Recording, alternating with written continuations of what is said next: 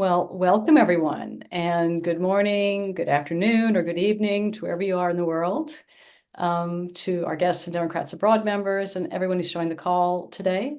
My name is Martha McDevitt Pugh. My pronouns are she and her. I'm a California voter living in the Netherlands, and I'm the International Chair of Democrats Abroad. I'm not a Maryland voter, but I have family roots in the Maryland and DC area. So I'm very glad to be here today for this second part of our event with Maryland candidates.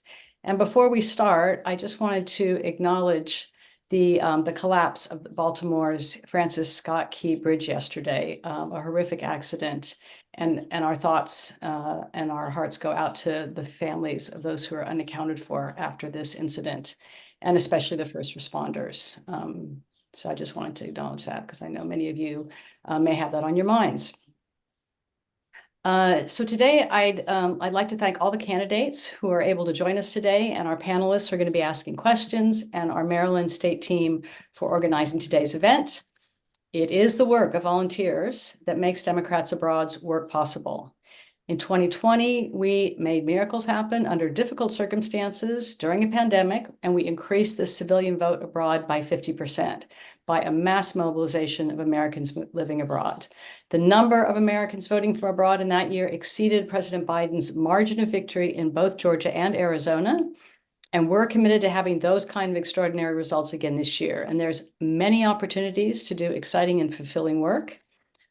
We have a list of things that you can do to help. We have tiny actions that can make a difference. The very first thing on the list is for everybody who lives abroad to request your absentee ballot and to vote in the upcoming elections. Every vote in every state counts, and there's many issues that we all care about that are going to be on the ballot this year. And wherever you are, you can make a difference. Another important thing you can do is to donate to support the work of Democrats Abroad to get out the overseas vote. We are the only organization that is organizing to get out the Democratic vote from abroad. So please consider making a donation today to support our work. There will be a link that will be shared in the chat, so you can donate today if you wish to do so.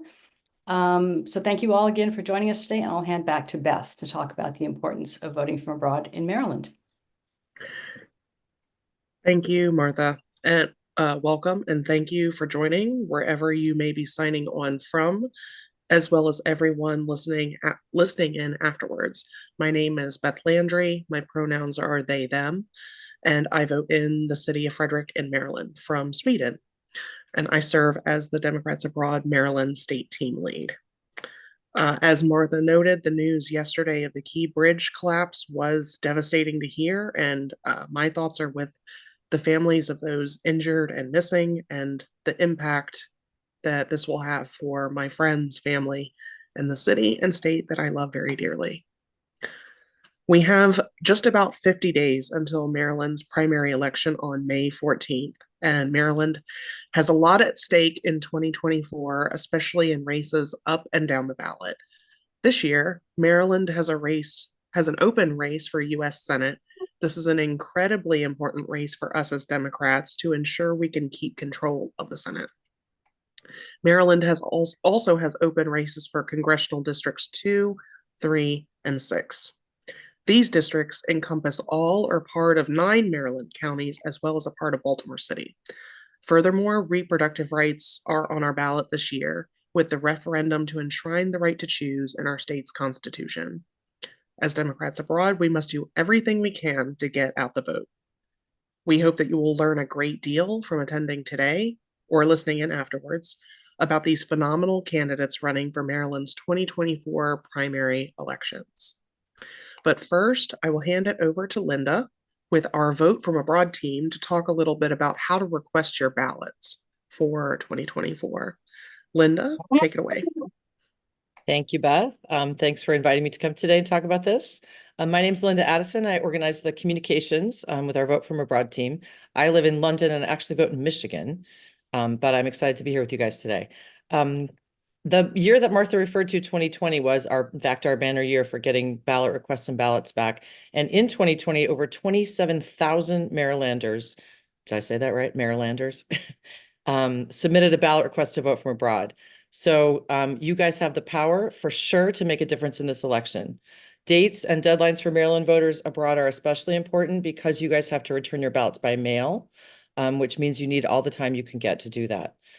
For the 2024 primaries on May 14th, Maryland voters must be registered to vote by April 23rd. Ballot request deadlines vary depending on how you submit your ballot request, as well as the method you choose to receive your ballot. By the way, we always recommend that you receive your ballot by email. That gives you the maximum amount of time to be able to return it, especially in a mail-back state. We highly recommend doing as much as you can online. Using Vote from Abroad allows you to do that. In many cases, you don't even have to print if you can use your photo signature. So don't delay, go to votefromabroad.org today. We'll walk you through the process. And if you have any questions or problems, we have an online help desk. We have Zoom Help the Vote. We have all kinds of resources available to help you.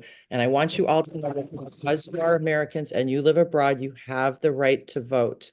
Don't let anyone tell you you don't, and don't let anyone tell you it's not important. Thanks, Beth. I will hand it back to you.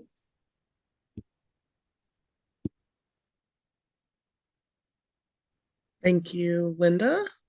So to preface today's event, the Maryland team sent invitations to all primary candidates running for the races of U.S. Senate, U.S. House District 2, and U.S. House District 6. Our candidate panel participants replied by the deadline to attend in one of either of our panel days available times. Today, we have 5 candidate speakers running for 2 offices. We have Congressman David Trone, as well as Mr. Marcellus Crews, who are running for U.S. Senate. And then we have State Delegate Joe Vogel, Mayor Tekesha Martinez, and then finally Mr. George Gluck, who are running for U.S. House District 6. We will introduce each candidate, and then each will share their vision, vision if elected to serve. After their speeches, each candidate will answer questions that we have taken in advance. Our panelists today include Maryland constituents and Democrats Abroad member leaders from the Global Women's Caucus, as well as our Medicare portability and reparations task forces. Without further ado, if our first candidate is present, which I believe that they are, we can probably go ahead and start just a few minutes early. I believe He's on. Candidate Joe Vogel, are you here and with us? Can you hear us? Well, good morning, everyone. Hi, good morning. I'll go ahead and introduce you, sir. 1 second.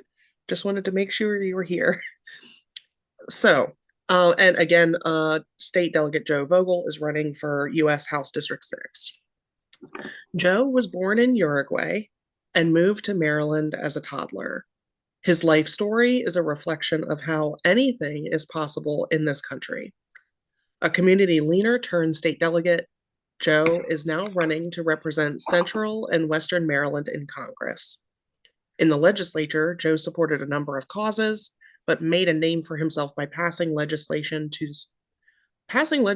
make historic investments, attracting more mental health professionals in Maryland public schools, combat the rise in hate crimes through the establishment of the Commission on Hate Crime Response and Prevention, and address the fentanyl crisis by dramatically improving fentanyl testing processes in Maryland hospitals through the Josh Seams Act.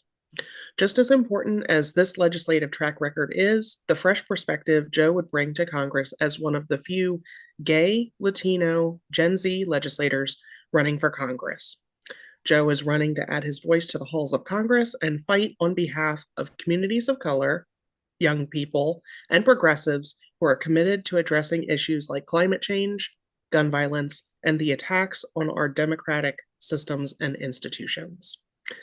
Without further ado, the floor is yours, Candidate Vogel. Thank you, Beth, and thank you, Democrats Abroad.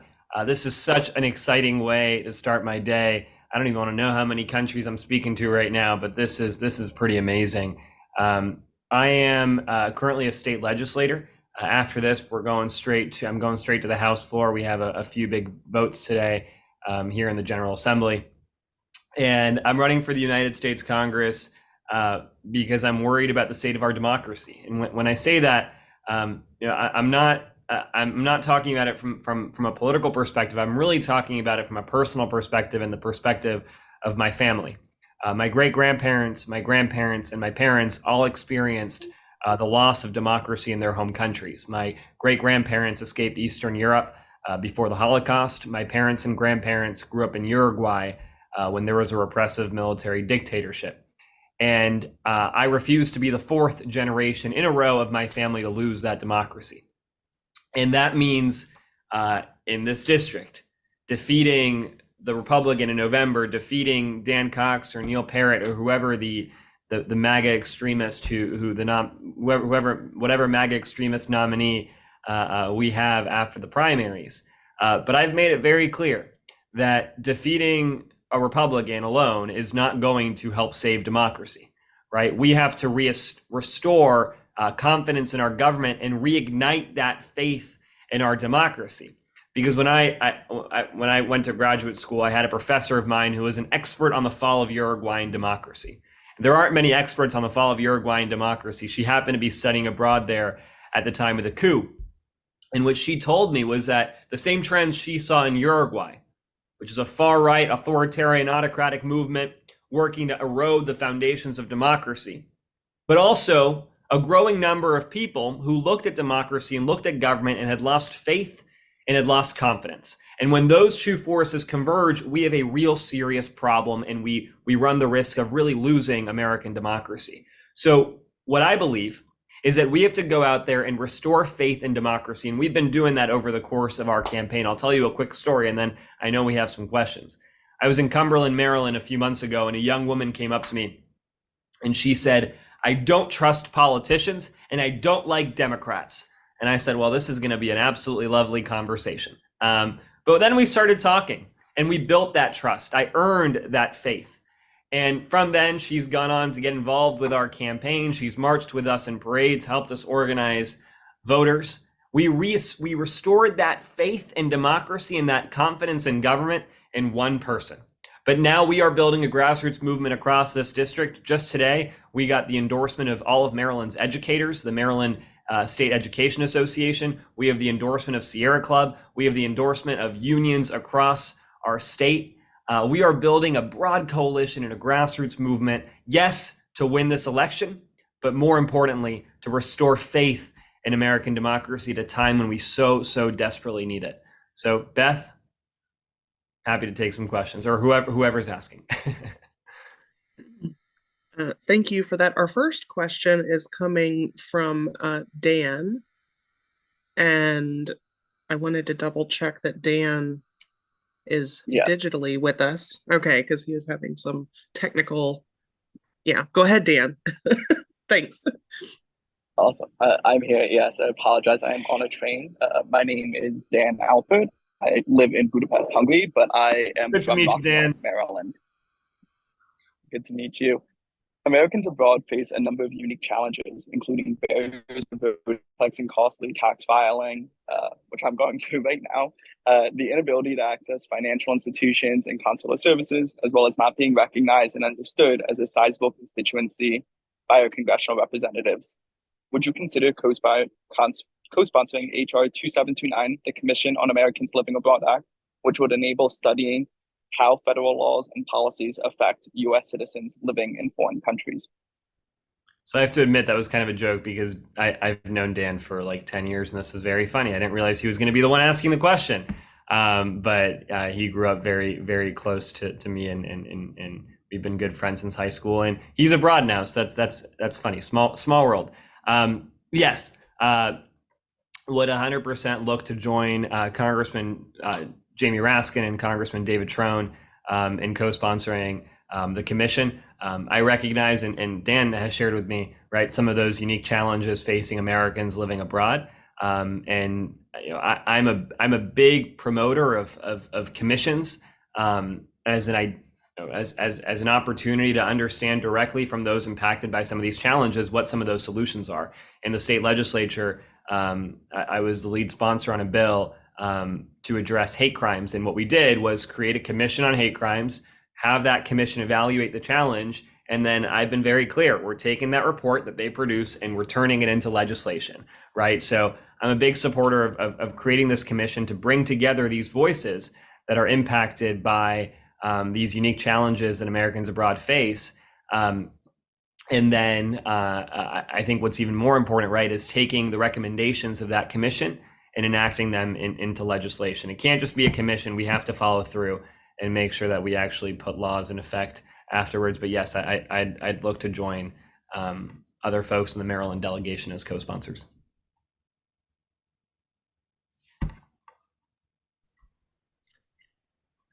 Thank you, Joe. Our next question is coming from Art Schenkler. Thank you, Beth, and thank you, Delegate Vogel. I have a question about one of those challenges that faces particularly older Americans who live overseas or have retired overseas. As you may know, many U.S. citizens abroad have earned their Medicare benefits by working in the U.S. and paying into the system for years. But unfortunately, Medicare benefits aren't accessible outside of the U.S., and many overseas Americans must pay for private insurance or travel back to the U.S. to take advantage of their Medicare, and where it's likely much more costly than the cost of healthcare in their host countries. Which your campaign literature notes you support efforts to make Medicare a healthcare option for everyone. Where do you stand on a Medicare portability, i.e., allowing Americans who live overseas to access their Medicare benefits, and pilot programs such as that proposed by Congressman Espaillat of New York? It's HR 5299, speaking of specific legislation, that seek to remedy this health insurance issue for U.S. citizens abroad and potentially save money for the Medicare system as well as U.S. taxpayers. Thanks. So just for the record, Art and I did not grow up together. I was going to say, I'm just a little ahead of you in school. Well, no, I think Medicare portability is a must. I think you made the case there, right? You earn those benefits. And the idea that you somehow lose them because you have to relocate to another country or you want to spend some time in another country, for me isn't acceptable. I've been very clear over the course of this campaign. I support a Medicare for all plan with an option for private insurance. That's what a lot of countries around the world have moved in the direction of Medicare for all, or have had Medicare for all, a program like that for a very long time, but have retained that private option as well. I think we can do both. But I do think that HR 5299 is a good first step in that direction. But fundamentally, I believe that we have to guarantee Medicare portability. Thank you.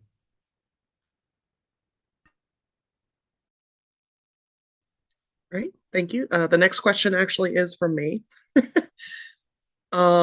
So it is often a struggle, and we touched on this a little bit ago with the first question, but it's a struggle for folks who are overseas to file their taxes due to the complexity of filing from abroad. And I can even speak personally, even to the tune of hundreds of dollars, or some have said thousands of dollars to do that because it is so complex to do.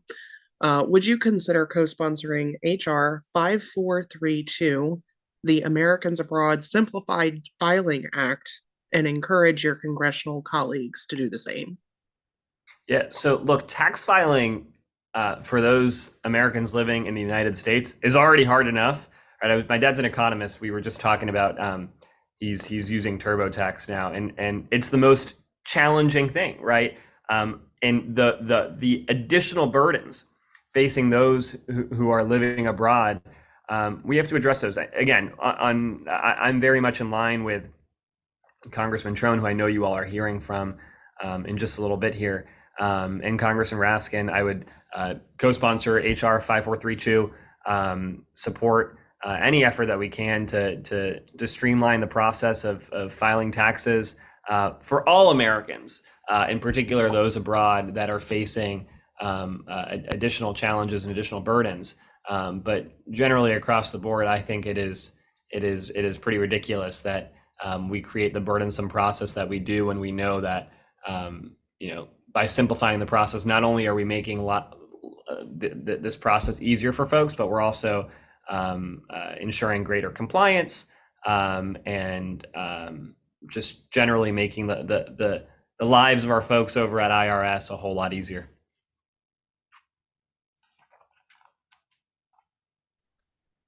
Thank you for that. We have time for one final question, and that's coming from Daniel with our reparations task force. Go ahead, Daniel. Thank you. The question that I have is, in consideration of the growing demand from Maryland voters at home and abroad for a state-level reparations task force, and the powerful demand of Black Americans across the world for a federal commission to reckon with the damages of chattel slavery, Jim Crow, and the modern-day racial disparities, to what extent have you been actively involved with the reparations movement, and would you be willing to support and work towards the passage of HR 40/S40? Yeah, so my understanding is that every Maryland Democrat co-sponsored this legislation in Congress. I would do the same. I'll tell you, in this district in particular, I have been very intent on spending time understanding specifically the Black history of parts of this district that are in so many ways, I think the epitome of what we're seeing, what we've seen across the country as well. I took a tour of the community in Cumberland and listened to. We took an all-day tour that culminated in the story of this lynching. That the community or those who are seeking to teach the history of the community haven't really been seeking to teach that history, right? I think there is an effort to try to erase our past. We see it consistently. We see it with the book bans. We see it with the curriculum bans. I think we need to acknowledge the history of slavery, acknowledge the history of lynchings, acknowledge that there has been a lack of reparations, and acknowledge the work that needs to be done. And so at the state level, right, there has been legislative efforts to consider what we can do in terms of reparations. I would support and co-sponsor this bill in Congress, and I think we cannot move forward in a just way if we do not consider the true history of this country, the good, the bad, and the horrible. And so I think this is an important step in the direction of ensuring that we fully account for our past and make the necessary reparations to move forward.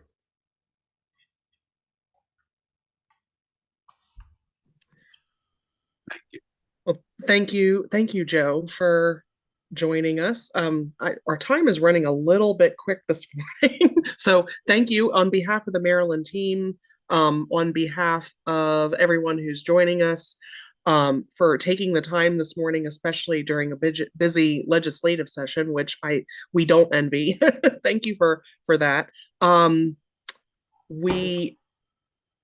We do have a couple of minutes, and if folks can get in touch with you afterwards if they have questions for you about your campaign. I'm reaching out because we're a little bit quick, and I wanted to ask if Congressman Trone, who is our next speaker, Beth, can I just jump in really quick? Do you mind really Sure. quick? Because you guys are about to hear from Congressman Trone, and I can tell you, running to represent his district, being one of his constituents now, there is no one that works harder for Marylanders here and abroad than Congressman David Trone. So I'm glad you all have an opportunity to hear from him. I'm a big supporter of his and hope to call him our next United States Senator. I was just looking to see. I don't see if he is here as of yet. I think he's on the phone, DT. I think he's... Congressman Trone, are you here with us? I believe we're good to go now. We good? Can you hear me? Is that you, sir, Congressman Trone? It is. I think so. Good morning. Okay. Oh, I see you. There we go. Okay. I wasn't I'm sure if that driving. was you or not. Yeah. Yeah, I driving, see. driving back to Baltimore. So I'll go ahead and do your introduction, sir, and thank you for joining from the passenger seat there. 1 second. So, all right. And Congressman Trone, David Trone is running for U.S. Senate, for everyone listening in. David Trone has served Maryland's 6th district in Congress since 2019, where he has helped lead the fight for progressive priorities like raising the minimum wage, fighting the addiction and mental health crises, and reforming our systematically racist criminal justice system. In Congress, he's established a track record of getting things done. He founded the Bipartisan Mental Health and Substance Use Task Force, which passed 26 bills into law in the 117th Congress. As a member of the Black Maternal Health Caucus, he works to tackle important but too often ignored issues that are impacting Maryland families. Prior to entering public service, David had a successful career in business, founding Total Wine and More, the largest independent wine and spirits retailer in the country, headquartered in Bethesda. Today, David lives in Potomac, Maryland with his wife, June. They have 4 adult children and 1 grandchild. And sir, the floor is yours to speak with us. Okay, great. Good morning, everybody. Thanks for tuning in this early here, but not so early in Europe. But listen, it's great to be here today and speak to so many engaged Marylanders across the world. As many of you are aware, yesterday we suffered a tragic accident in Baltimore. As a matter of fact, I'm back on my way up there again today as we sort out how we're going to appropriate the funding to get the channel cleared. And then after that, rebuild the bridge to get Baltimore Harbor back open and running. We spent the full day yesterday with federal, state, local leaders, Secretary Buttigieg, Governor Moore, understanding the road ahead. Maryland, as you know, is strong, it's resilient, and we'll come back together. Marylanders, that we go across the state, really want a senator that's ready to hit the ground running day one. We've been doing this in the U.S. House for 3 terms, which means every bill we do in the House has to be passed in the Senate. So as you folks know, this job is about getting things through the last 10 votes in the Senate. With all the things we want to do, climate, progressive gun laws, corporate taxation, all the things we want to do as Democrats get stopped by 10 Republican senators. So that's where we've had our focus throughout our time here in Congress. You guys are looking for someone with ideas, not just platitudes. And we've worked hard to bring those ideas to Congress without sacrificing our progressive values. As mentioned before, we put together 140 members, Republicans, Democrats. It's the biggest caucus in Congress to work on mental health and substance use addiction. We lost 110,000 last year to overdoses. I lost a nephew to fentanyl. This is personal. We lost 50,000 folks last year to suicide. Mental illness that runs in my family. So last year we passed 26 bills to the finish line. President Biden signed on mental health and addiction out of my task force. Big bills like $8 billion for state opioid response grants, medically assisted treatment, housing bills, so folks can back to get housing that has rules and regulations. Passed a bill to restore Pell Grants, so returning citizens can be hired. My company's hired 1,400 returning citizens in the last 7 years. And of course, we brought millions of dollars to our district. My district is ranked number 6 out of 212 on the dollars I brought back to my district to help build youth clubs, addiction centers, mental health centers, etc. To win the whole of the Senate, the road runs through Maryland. We have to beat Larry Hogan. The only guy that's going to beat Larry Hogan. 75,000 teachers have endorsed us. It's the biggest endorsement there is. We have a 100% labor record.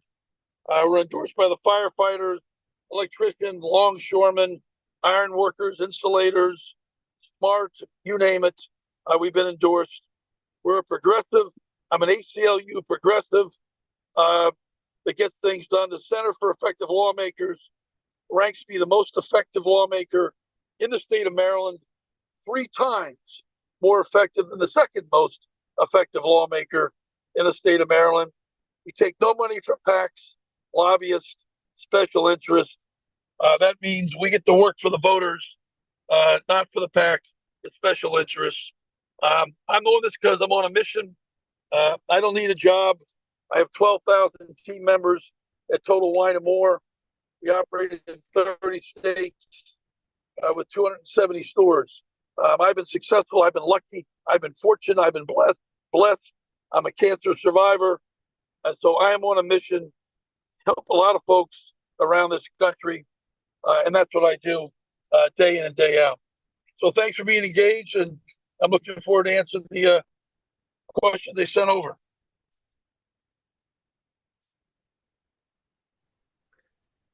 Well, thank you, sir. The first question is actually mine. And this was submitted, well, I'm speaking it. We had it submitted by someone. It's about climate. Americans will not meet climate goals on their own.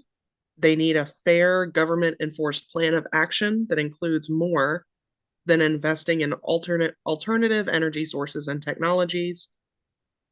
Would you consider reducing your constituents' carbon footprints by setting limits on things like energy use, travel, plastic production, meat production, or clothing imports? What will you propose to directly reduce America's carbon footprint? We've got to get our country thinking more long-term. Everyone thinks short-term about today, about the next election. Long-term is two things. One, it's investing in education. That's in our children and grandchildren. But the key is, where are they going to live? And if we don't get the climate piece right, and if we don't step up the game, step up the pace on climate here and everywhere else in the world too. What can we do to help Africa? What can we do to help Asia? How can we help them move into quicker and out of coal and move into more alternative energy sources around the world? That's where we need to be. The key thing, we've driven on this relentlessly. The fact we don't take money from big oil, we don't take money from PACs and lobbyists, means it's a lot easier for me than any of my opponents who take money from Exxon. Exxon's not in the charity business. Exxon is in the business of making money, and Exxon is not leading the way on a cleaner climate that we need. So we've got to make energy efficient choices. The Inflation Reduction Act brought out a ton of tax credits, solar panels more efficiently, electric vehicles, which account for roughly 30% emissions. I support EPA's new aggressive car pollution fuel standards, accelerate the use of electric vehicles, supporting big emission, supporting addressing other big emission sectors like agriculture, incentivizing the adoption of regenerative farming practices, which can sequester carbon in the soil while promoting soil health, soil resilience. I'm a sponsor of the Break Free from Pollutions Act of 2023, which was to shift the burden of plastic pollution from communities onto the companies that are producing this plastic. It includes aggressive reduction targets for single-use plastic products, eliminating toxic subsidies in plastic, and incentivizes recycling, reuse, refilling products. If we don't get this right, we got nothing for my grandkids and your grandkids. So we all got to be the same team, rowing the same way.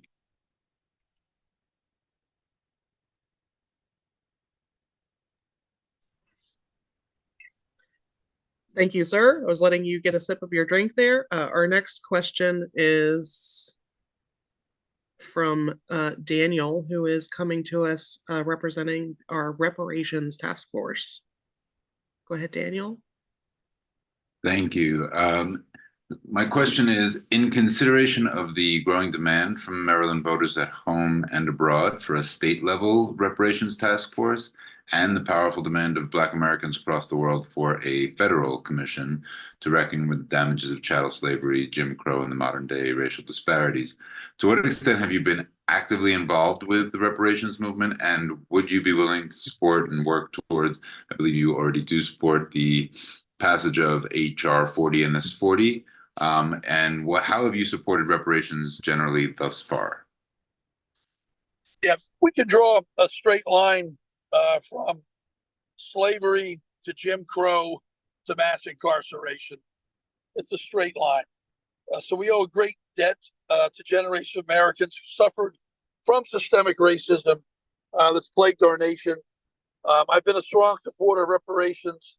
I've advocated we raise taxes on corporation and on wealthy individuals like myself to help pay for it. I'm a proud co-sponsor of H.R. 40, Commission to Study, Develop Reparation Proposals for African Americans Act. I strongly support cash payments, low interest, capital-free loans to minority business owners to build better pathways to home ownership for Black and brown families.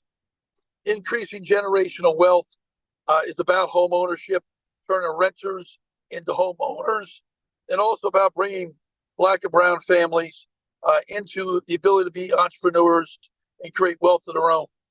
Turning generations of renters into homeowners is a way we can seek to right some of the wrongs also in our past.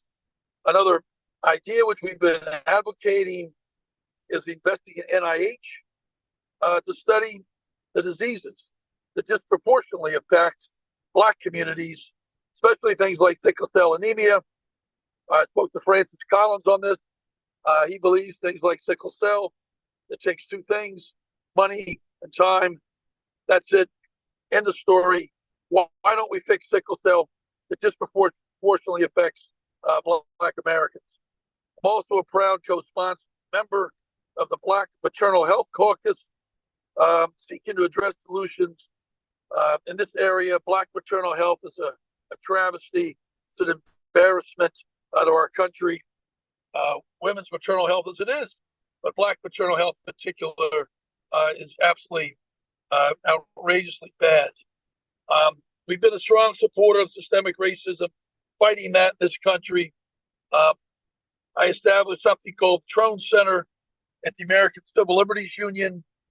I've been a member of the ACLU for 30-some years, embedded in the Trone Center. The Trone Center is embedded into the ACLU in New York City. I gave them roughly $20 million to build out a center and endow it. We've got 45 lawyers led by a noted civil rights activist, Yasmin Gator, who leads the Trone Center. The 45 lawyers work on the death penalty, solitary confinement, mandatory minimums, 3 strikes you're out, prosecutorial overreach, crack cocaine, sentencing disparities. All those things I've been leading the charge on for decades. I formed a Second Chance Caucus in Congress. We've moved more bills than anybody in this area.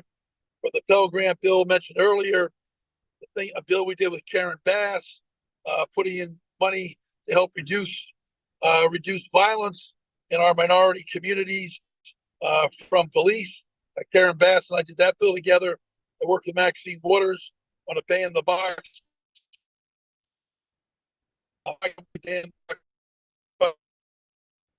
To move forward. So we've been the progressive in this area far and away. Thank you. Thank you. Thank you, sir. The next question is from myself and the Maryland team. So the Congressional Americans Abroad Caucus, which we thank you, by the way, for being a member of, is led by Congresswoman Dina Titus of Nevada. And this caucus, just for information for folks who may not be aware of this caucus and what it does, it helps members of Congress remain up to date and demonstrate their support for the issues U.S. citizens abroad face. Will you be willing to support making the Americans Abroad Caucus a bicameral caucus to bring together members of both the U.S. Senate and U.S. House of Representatives who share an interest in supporting and improving the lives of U.S. citizens living abroad? And perhaps how will you encourage your colleagues to do the same? Yeah. So I appreciate that. Dina is a good friend of mine. I was happy to join that some time ago. If elected to the Senate, I'm happy to try and work to make it bicameral. The Senate doesn't do caucuses like the House does. It's a little different system, but this is an important piece. The huge number of Americans that are abroad, as you know, it's easy to get disconnected. It's important to me and reconnect. So we're absolutely supportive of this. Continue to improve the lives of U.S. citizens abroad, making sure they're treated fairly, have access to services on immigration, taxation, voting. That's something we're certainly committed to. We co-sponsor the Commission on Americans Living Abroad Act, and we're happy to work on a bipartisan commission to examine the concerns of roughly 9 million Americans living abroad. So as your senator, I'm always available to listen, learn from those folks living abroad. And if we don't have a caucuses like this, you cannot get the connectivity just because of the distance between us to understand what the challenges are for those that are abroad. I'm certainly hopeful to be on the Foreign Affairs Committee when we get to the Senate. I'm very much a internationalist. I believe we have to be involved across the world with American leadership and American support. That isolationism is a really, really, really bad idea. So we're all in on everything we can to keep the 9 million folks there connected.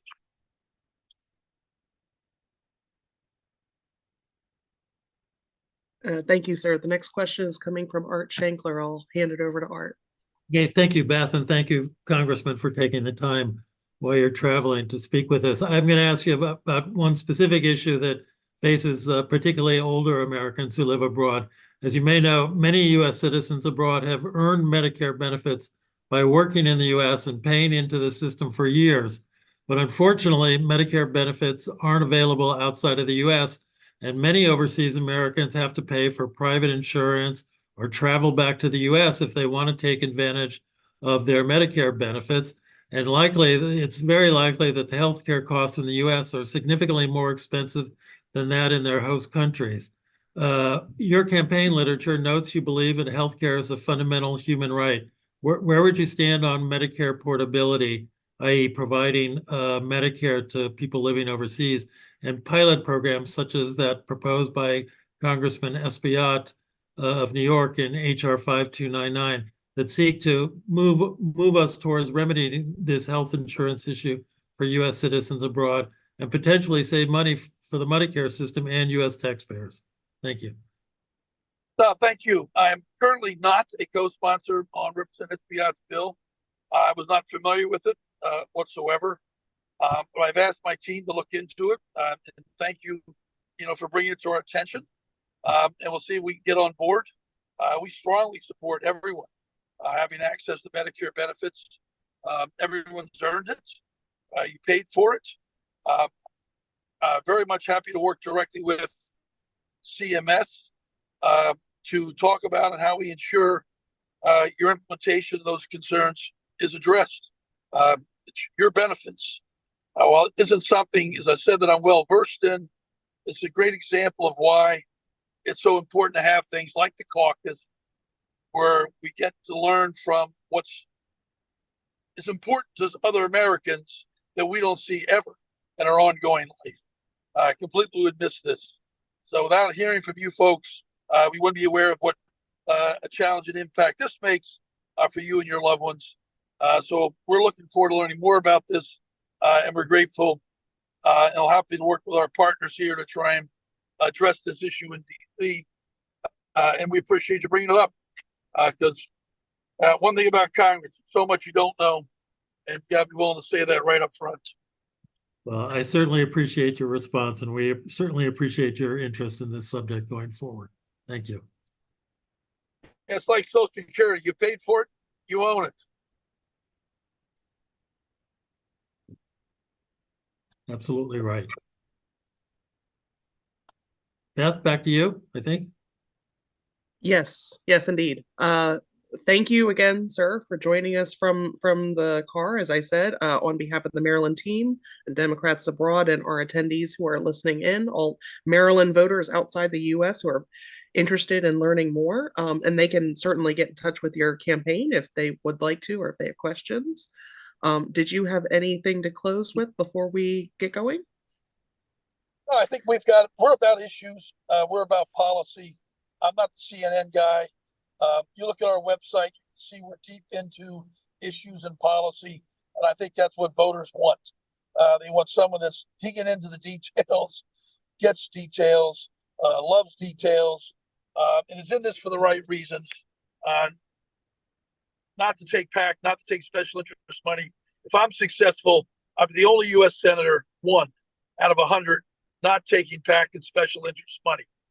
That's a big deal. And we support things like term limits. We support things like Supreme Court term limits. We support things like no insider stock trading by members of Congress. Members of Congress shouldn't be lobbyists. We have a lot of ideas that we call people over politics. Look up our website, and I think you'll be pleased that someone's actually talking about policy and not politics. So with that, we're off to Baltimore to see what we can do to make this situation a better, improve the situation in the harbor. Right. Thank you, sir. Thanks, everybody. So we have received word. Our next candidate who was supposed to join us today is Mayor Tekesha Martinez.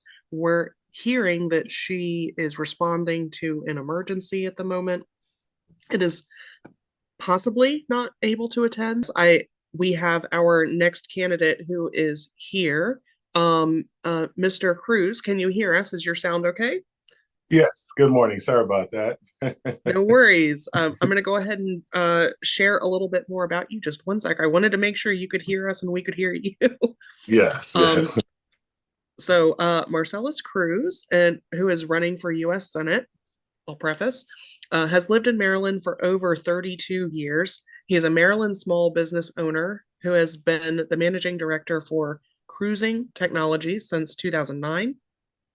He resides in Upper Marlboro and attended Pine Forge Academy, Oakwood University, and Washington Adventist University in Tacoma Park, Maryland.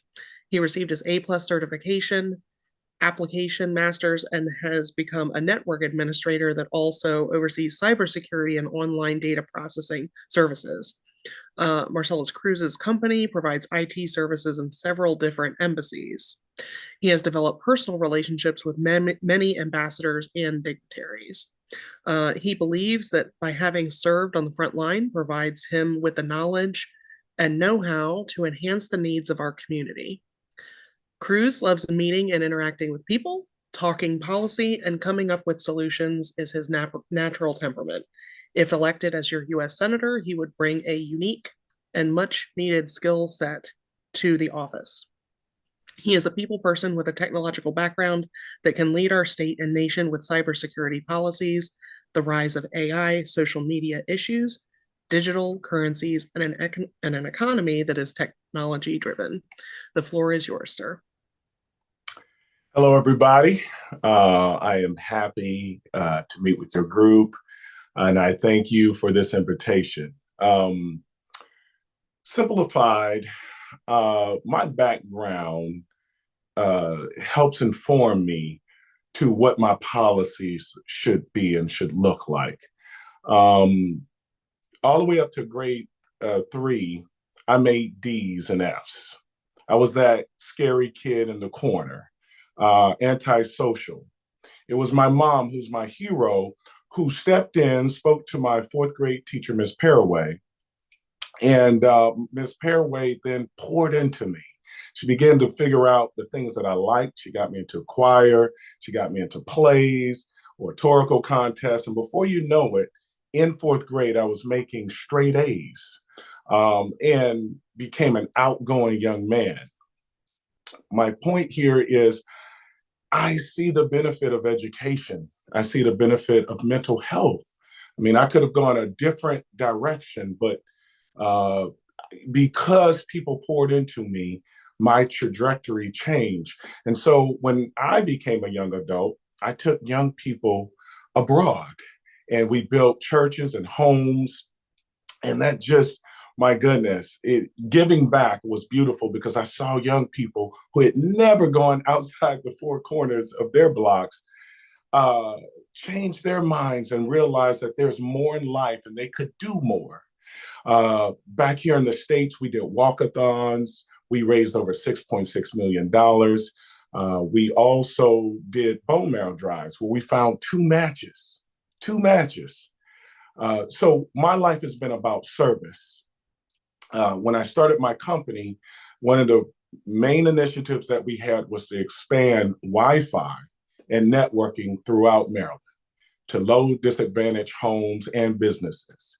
And I'm proud to say over 6,000 homes and businesses we have helped. So when I look at where we are and where we're going, I realize that there's a forgotten part in our society that needs now to be energized and engaged. And so when I looked at crime, welfare, poverty, I realized, and mental health, I realized that there's a way that we can get at this that's smarter and have more innovative. And so you can't solve all those issues without education. Not just any education. My point here is to say that it is time that we enhance our curriculum across America, but especially here in Maryland. It is time that we enhance that curriculum with a second pathway, because right now the U.S. is under college career readiness standard. I would like another pathway. I call it the PP standard, prepared professional. It is time that we take our curriculum, enhance it with STEM, certifications, life skills, and financial literacy, K through 12, and allow sixth graders to start getting certifications and do apprenticeships. The point here is to bring business to education the same way we do it in sports. Also, the point here is to give young people experience, and by the time they're in high school where they can work, start doing part-time in whatever field that they're going down. But they get the certification then as they go and not wait until 11th and 12th grade to get it. The point here is to revolutionize the way we educate and the way our economy is structured. Can you imagine now a young person now coming out of school with experience and companies already looking at them? Can you imagine now companies being able to grow because now they're getting the proper fuel, because people are the fuel to the economy? Can you now imagine consumer spending going up? It is estimated around almost $1 trillion that we are missing out because of dropouts across America. Young people are dropping out of school at an alarming rate. Crime is going up. And yes, some politicians can say, I brought crime down, but how did you bring it down? And it wasn't sustainable. It wasn't sustainable because we locked up a lot of people, but we did not give them the tools to survive. And so my point here is to say, let's be sustainable now. Let's do the things that are required that happen in my life, that can happen in any young person's life. And that is teaching them how to fish.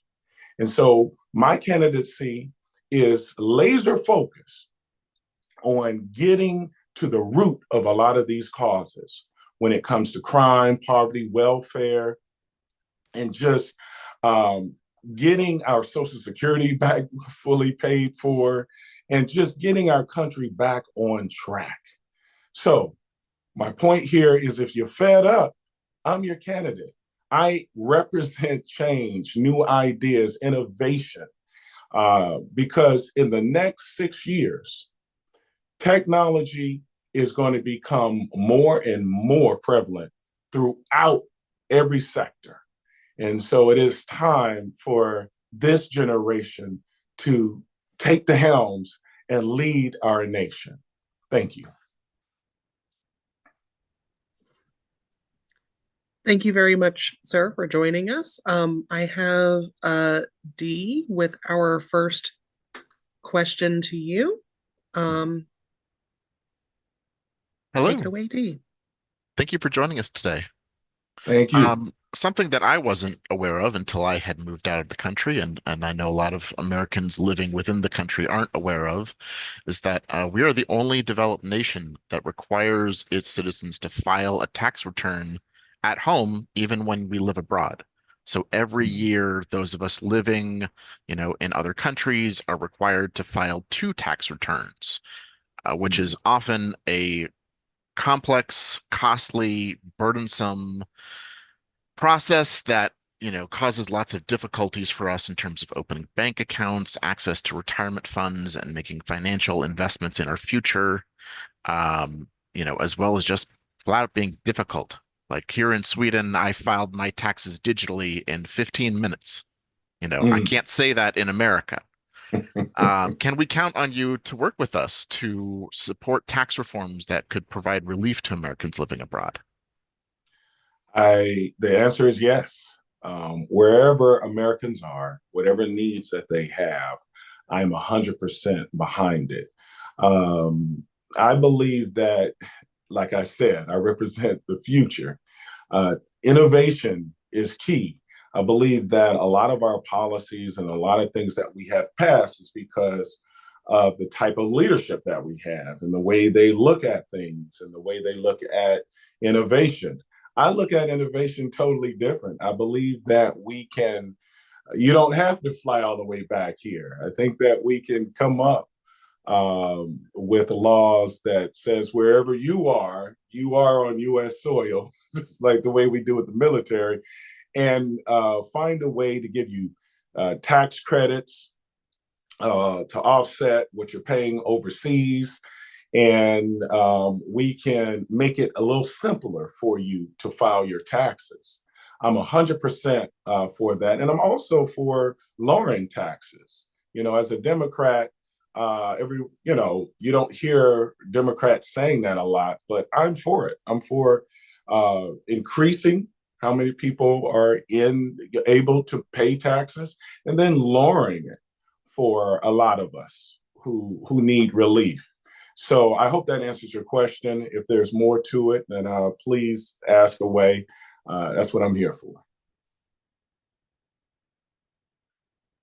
Thank you very much. Thank you, sir. Our next question, we're moving the order just a little bit. The next question is from myself. The Congressional Americans Abroad Caucus, led by Congresswoman Dina Titus of Nevada, helps members of Congress remain up to date and demonstrate their support for the issues U.S. citizens abroad face. Will you be willing to support making the Americans Abroad Caucus a bicameral caucus to bring together members of both the U.S. Senate and U.S. House of Representatives who share an interest in supporting and improving the lives of U.S. citizens living abroad? The answer is yes. I like being straightforward. Like I said before, wherever Americans are, I think it's important that we support them. We give them all the resources that they need, and they are represented. Representation, I believe as a citizen, you should be represented no matter where you are. And so it would be my honor to help and spearhead that.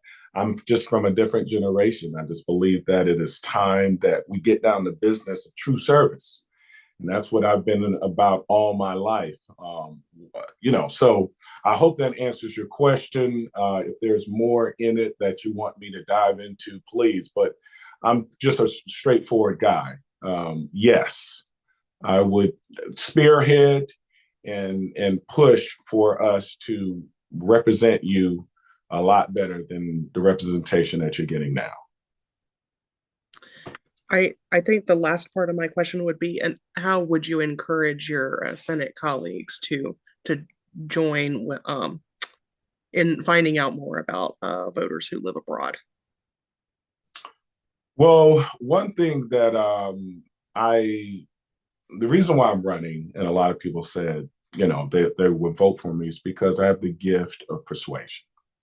I am good at helping people to see the need. So I would start with, my Maryland colleague and just kind of branch on out, expressing that we have to support our Marylanders abroad and all of our constituency abroad for that matter. So I think it's pretty straightforward. I mean, you all live overseas, you need to be represented. You shouldn't be left out. I hope that answers your question. But to me, I would think that, and I've actually spoken to some already, and they said they would be open to it. So I don't see how it would be hard for me to get representatives to help represent you better. Thank you, sir. We have one final question, or no, two more questions. The next question is coming from Daniel from our reparations task force. Yes. Daniel, are you with us? Yes, I am, and thank you very much. My question to you, sir, is in consideration of the growing demand from Maryland voters at home and abroad for a state-level reparations task force and the powerful demand of Black Americans across the world for a federal commission to reckon with the damages of chattel slavery, Jim Crow, and modern-day racial disparities, to what extent have you been actively involved in the reparations movement, and would you be willing to support and work towards the passage of S40 and HR/S40? I have been evolving on this issue, and I like to be honest. There was a time that I felt, I'm a proud American. I'm a 15th generation American. That I'm like, I've lived my life where whatever, I was taught, I didn't grow up poor, so I was taught whatever you need to do, go make it happen. I started my business with that premise. Not that I'm disadvantaged, but that I have an advantage because of my mind and my abilities. And so I've always looked at, reparations as something that, it didn't happen, so therefore let's just move forward.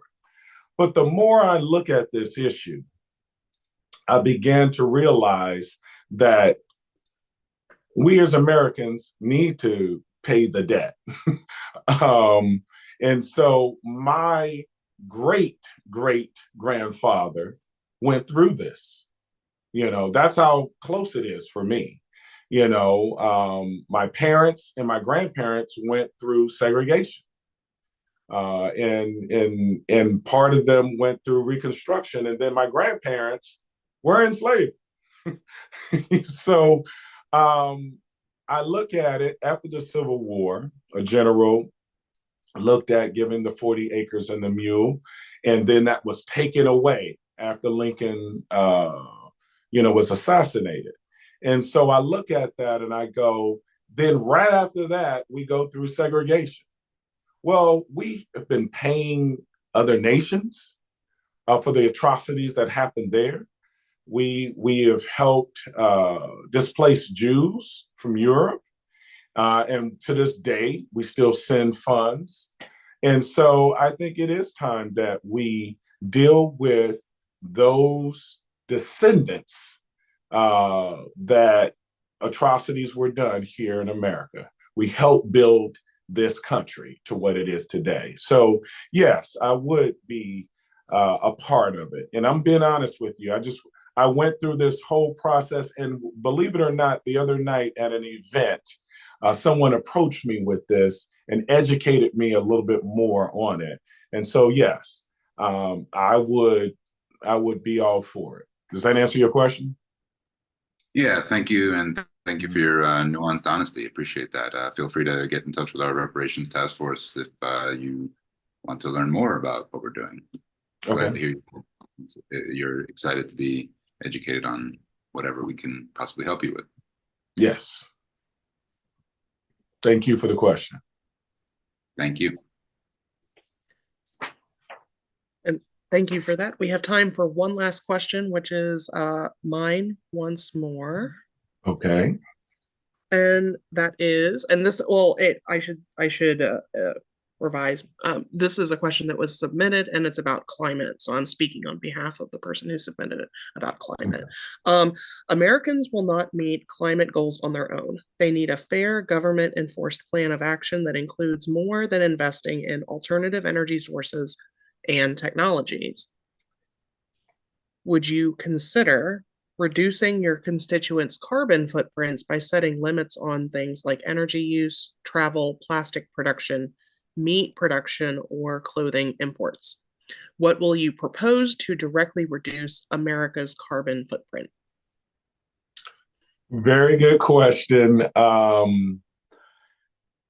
I come from technology innovation, and I believe that we have to bring down our carbon footprint through technology.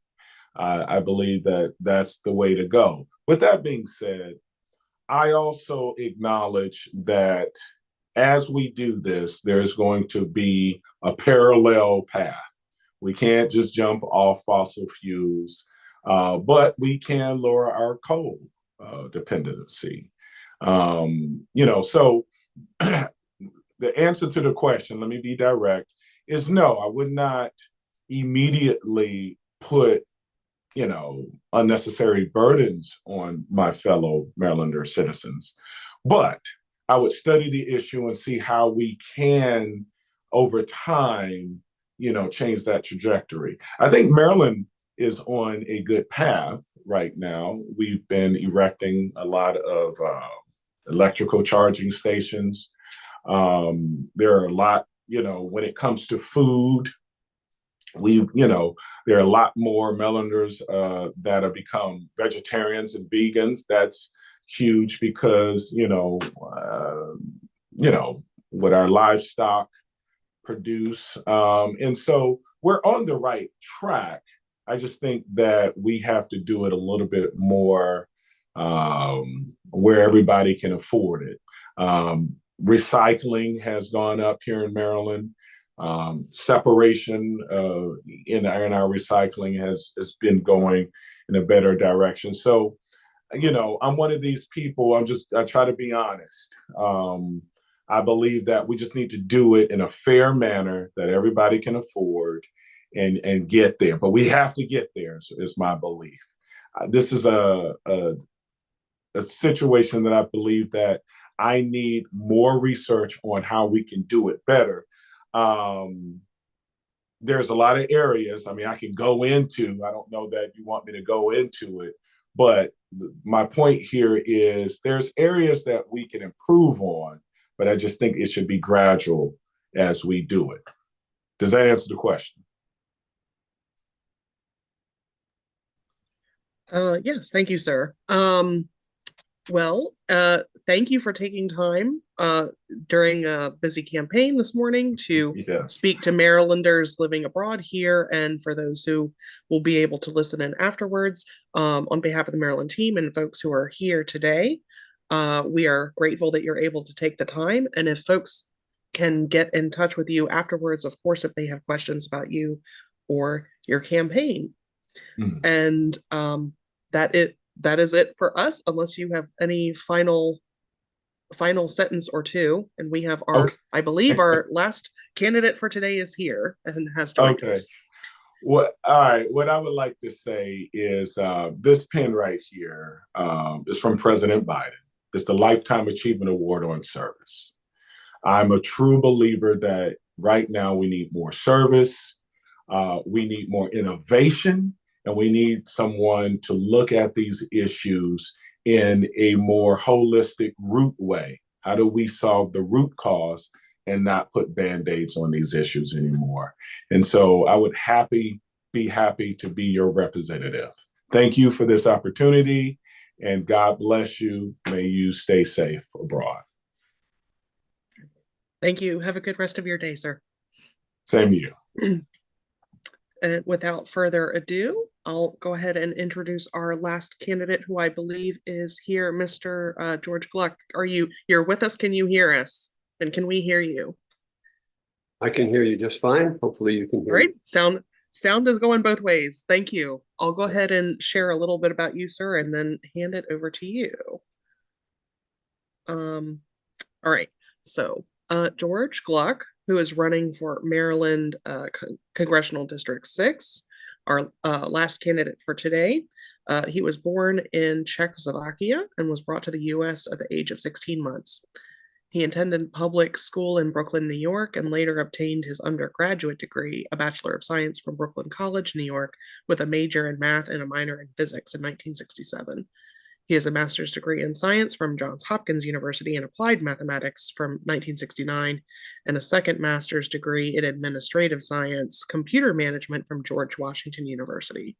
His professional career has been as a mathematician and software engineer with more than 45 years public and private sector experience, principally in supervisory capacities. He's a specialist in the research and development of novel applications of computer technology as a management tool for solving problems, including staffing, resources, operations, diagnostics, and tactical requirements. He's been employed in his current position as a senior software consultant by LMI, McLean, Virginia, since 2001. He's an active member of Kol Shalom Congregation in Rockville and has served 2 years as social action chair with a focus on environmental issues. He's a member of True Vote Maryland, grassroots citizens organization advocating for voter verified paper ballots for Maryland voting systems, and has also served as an election judge and even as a chief election judge in Montgomery County elections. He's married with 2 children and 5 grandchildren, and his wife of 40 years and a retired Montgomery County school teacher both live in Rockville. The floor is yours, sir. The floor is yours, sir. If I could speak this morning. Thank you. First of all, that bio is a little old. I left LMI a long time ago to become totally independent, and did some more computer work, analysis, and other things. What it didn't mention is that my wife got me started subbing in math over 2 decades ago here in Montgomery County. And now I do it, so 2 decades in Montgomery County, about a decade in Frederick County, 3 years in Washington County, and tomorrow I go out to Deep Creek, to Garrett County for a forum, and I will be teaching there for the first time during the day before the forum. So I teach STEM classes and computer science classes, and now I've started subbing in social studies classes as well. I will tell you, I'll start by telling you what I said in Frederick just a couple of days ago. We had a forum out there. Last Friday, I went to bring something to my daughter's house, and my son-in-law was cleaning the dishwasher. And I assume all of us, I don't know how it is for you folks abroad, what your living situation is like, but most of us have a silverware drawer with something that divides the silverware by type, soup spoon versus dessert spoon, etc. Well, he was taking them out, the silverware out. They were in there in the random order, and then, of course, putting them in an orderly fashion in the drawer. And I told him now for years, and I'm telling you now, for years, I put them in the basket in an orderly fashion. It takes no longer to do, and it makes it easy to just grab a bunch and put them in. And what I told the folks in Frederick was that's the way we STEM people think. We tend to find problems that other people overlook, and of course, come up with solutions, sometimes many to choose from. And then I told them, well, I can't see all of you, but I told them that many of them would probably at least try this method and maybe even adopt it. And even the folks, I think there were 11 of us there on the panel, when I thought even those folks might as well. Good time saver.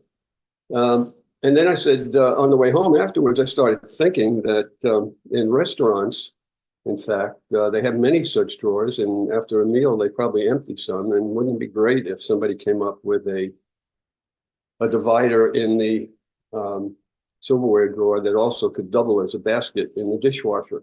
So you didn't even have to take things out. You just substitute the clean and dry silverware from the dishwasher directly to the drawer and take the one from the drawer to the dishwasher. And then I went home and looked at it and said, nobody thought of that. So I think if that continues to be true, I might try to create a prototype and patent it. At any rate, I said that just to show them how different I was from essentially the other 10 folks there. And there were 16 of us actually on the ballot, although only about 11 of us seemed to be active.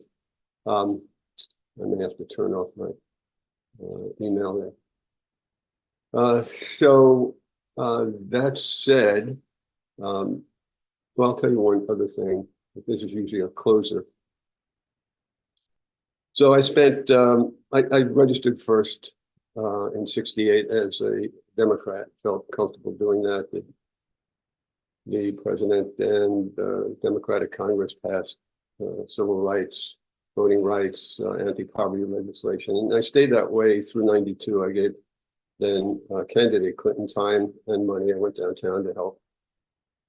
But then when he signed NAFTA, which the Democrats helped pass, as you guys know what that is, North Atlantic Free Treaty Agreement, I realized that was going to send many, and it did, hundreds of thousands of good paying jobs overseas.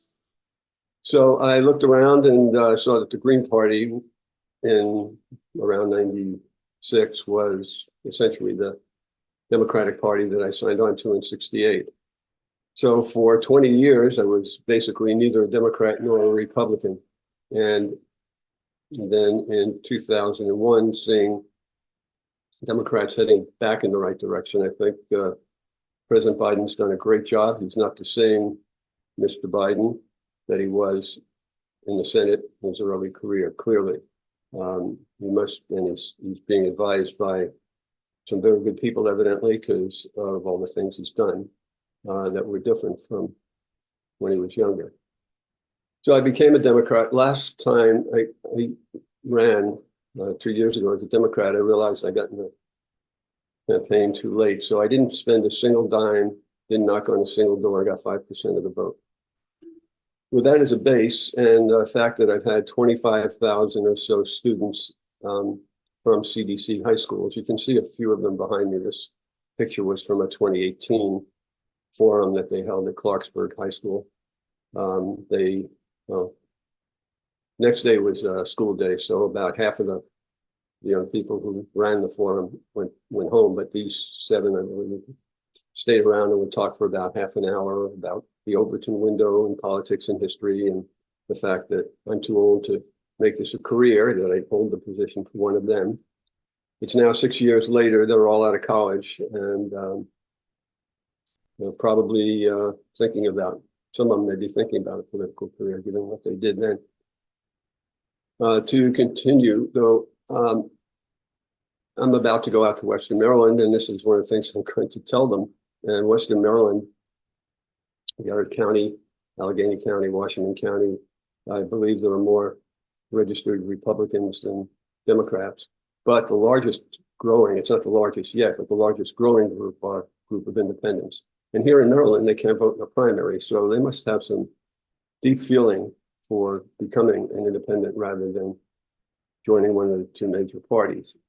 And I assume that some of them are dying-the-wool Republicans, maybe don't like President Trump and what he did, and perhaps won't vote for Mr. Cox, who has bent his knee to the ex-president, but otherwise would go straight down the Republican ticket.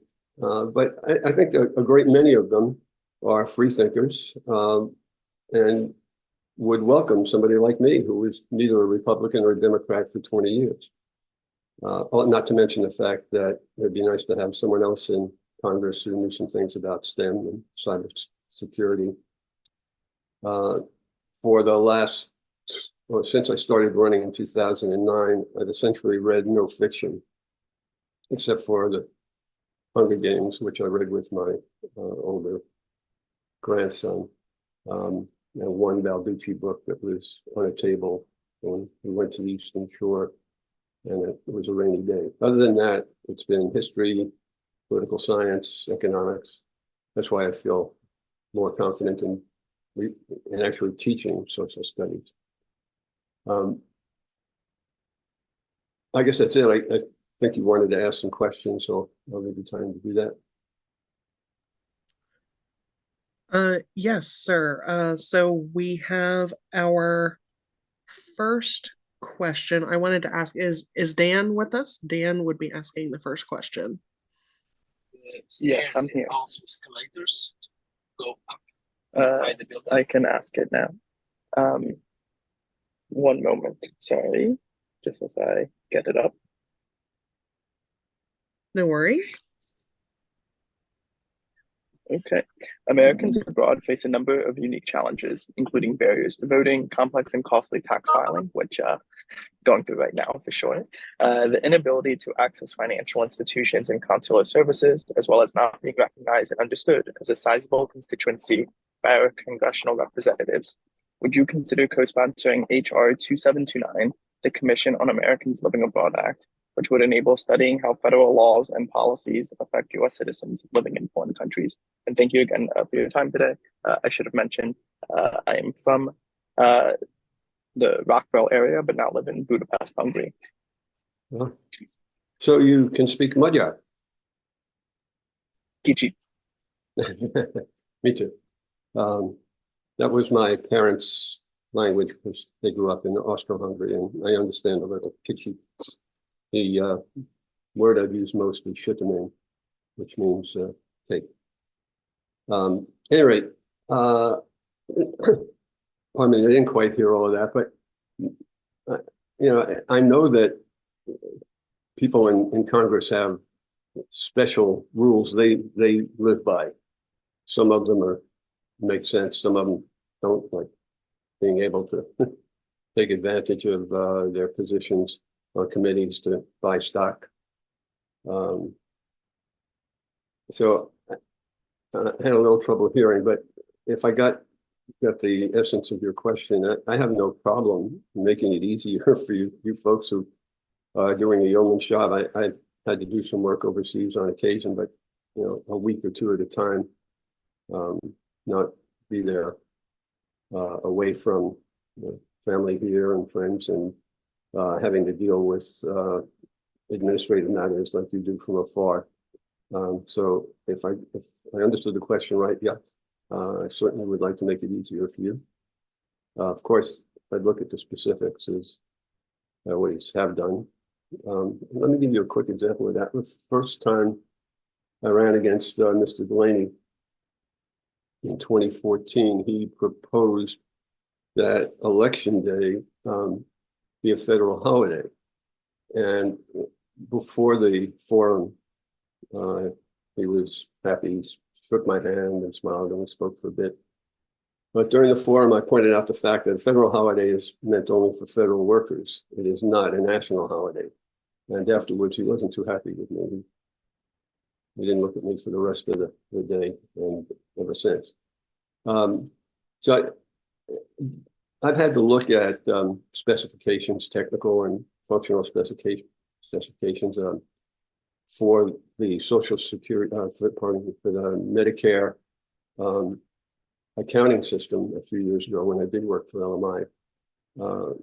LMI was asked to look over the shoulder of the contractor who was going to change the accounting system so Congress could know. There were like 50 separate ones, and then Congress said, we don't understand what's happening in Medicare. Let's just have one. And Price Waterhouse Consulting won the contract. Eventually, IBM, that didn't win, bought them. But at LMI, we had a group of less than a dozen of us who kept an eye on the contract to make sure it was running smoothly. And it was one of the only really large federal, or for that matter, private contract, large computer system changes that was successful. And I didn't have a great deal to do with it, but I'll give you an example of one thing. I did notice that since they were producing a system that would have to handle millions and millions of medical claims a night, and there were penalties if the government didn't pay providers early enough. So they had to get through. The original design basically, I don't want to get too technical, but did all the transactions, all million of them, and then ended.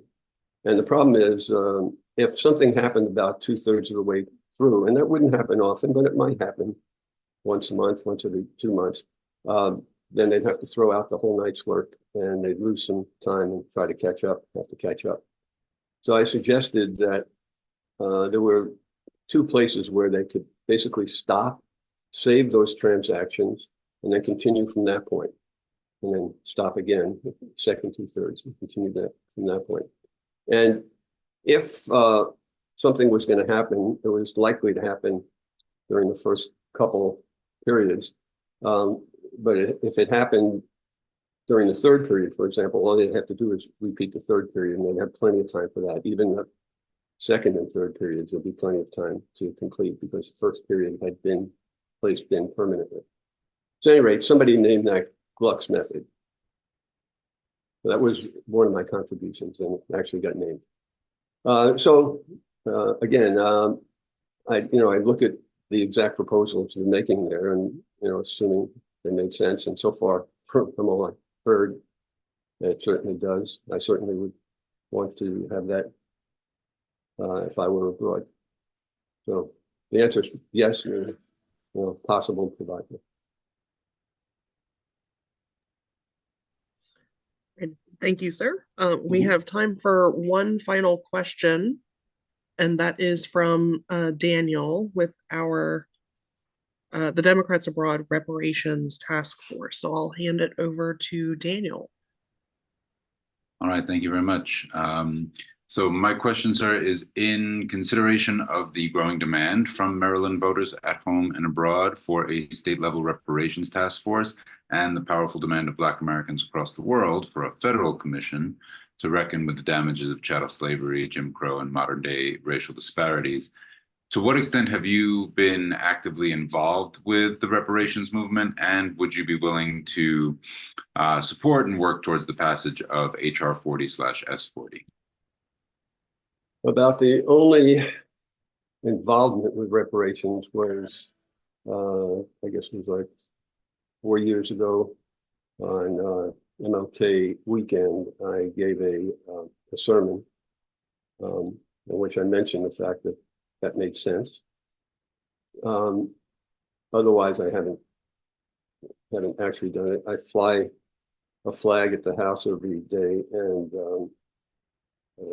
I don't think it's on the website, but underneath it, there's a Black Lives Matter sign, and the old one, the rain mixed it up, so I have to produce a new one, had the names of some of the, I'll say it, Blacks who were murdered while in the hands of police, or at least, they went in okay and came out not. So, yeah, I think a commission is called for.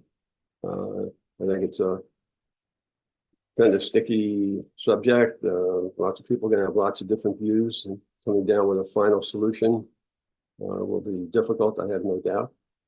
But I think it should be done, can be done, and hopefully will be done.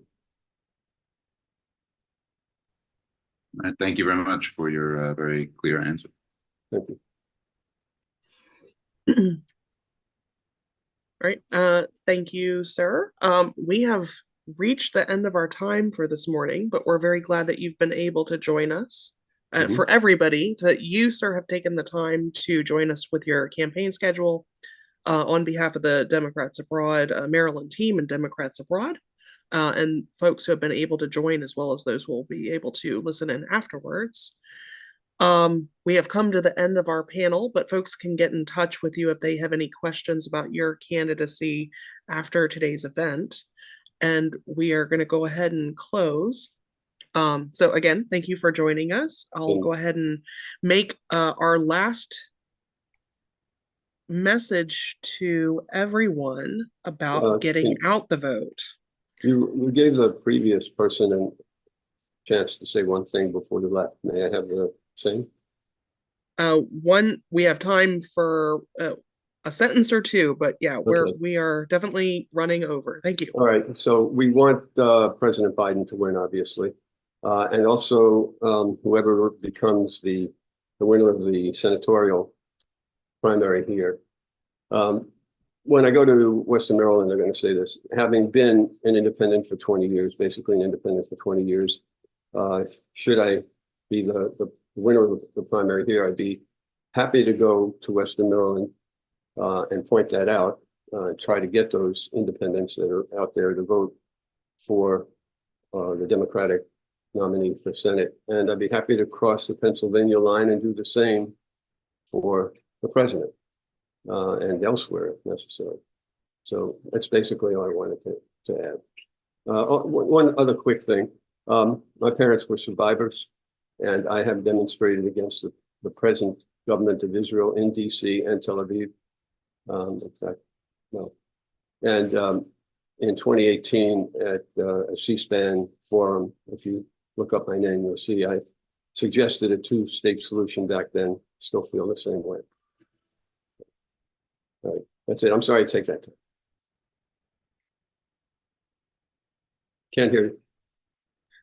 I'm usually good about that one.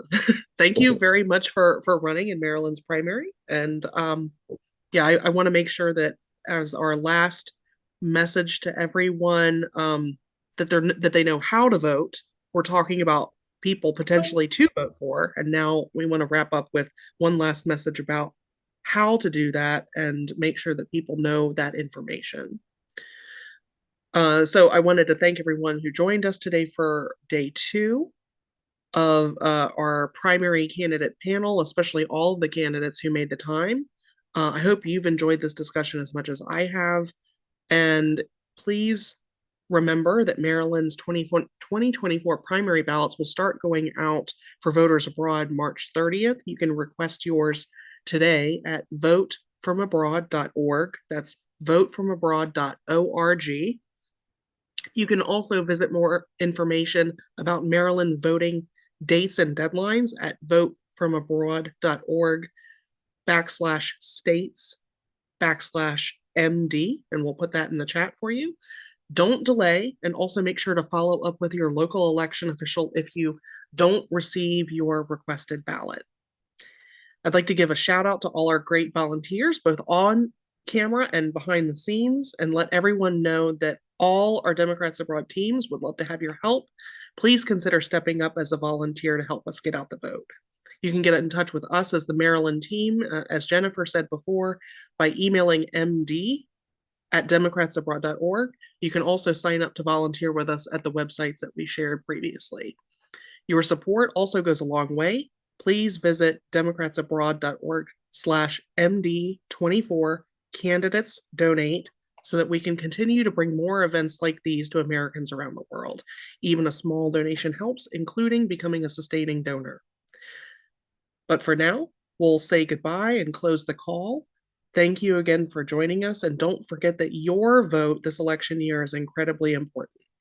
Have a good rest of your day, everyone, and we'll take 1 second to make sure we get these links in the chat, and then we'll bid everyone adieu.